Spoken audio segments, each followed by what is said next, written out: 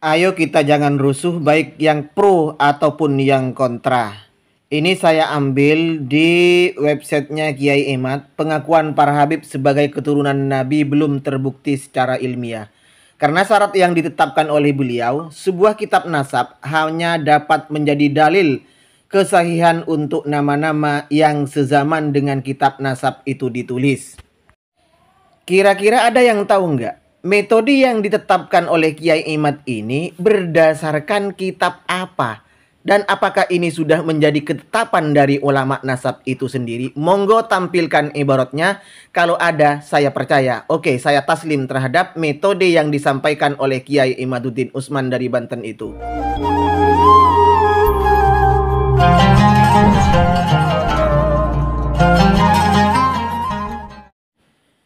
Assalamualaikum warahmatullahi wabarakatuh. Alhamdulillahirabbil alamin. Wassalatu wassalamu ala sayyidina Muhammadin asrofil mursalin wa ala alihi wa sahbihi ajmain. Amma ba'du.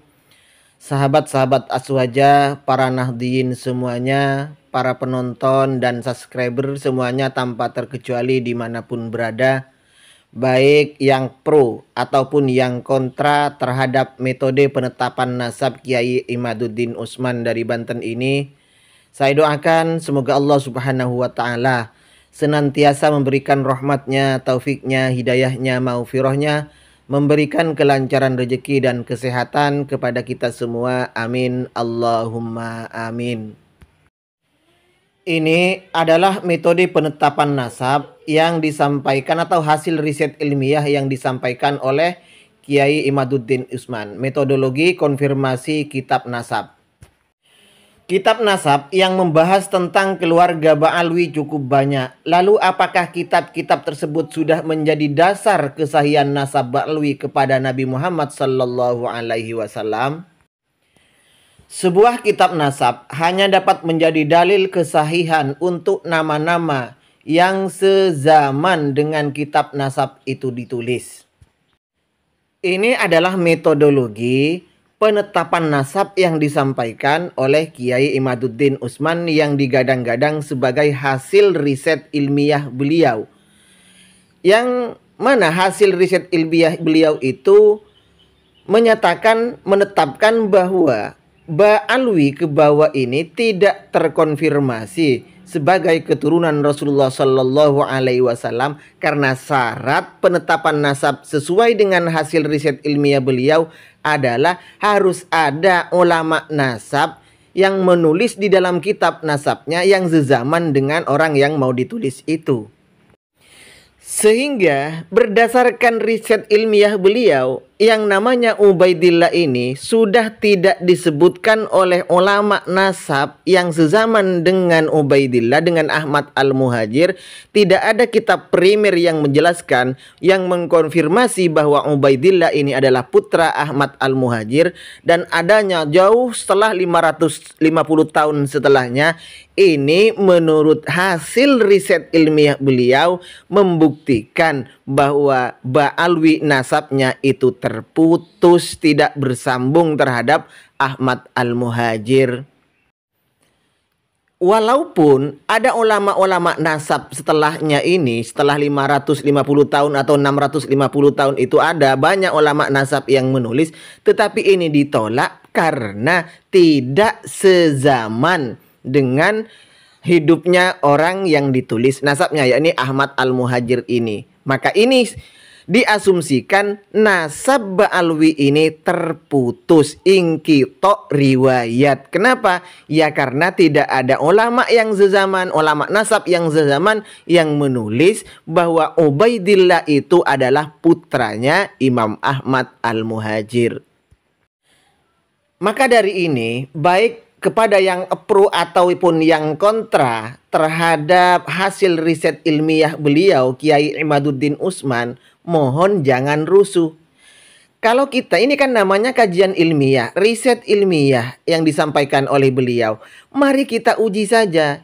Kita itu buktikan, baik yang pro ataupun yang kontra. Saya minta hasil penetapan nasab yang disampaikan oleh Kiai Imaduddin Usman dari Banten itu apakah sudah sesuai dengan penetapan nasab yang ditetapkan, metodologi penetapan nasab yang ditetapkan oleh ulama-ulama nasab terdahulu?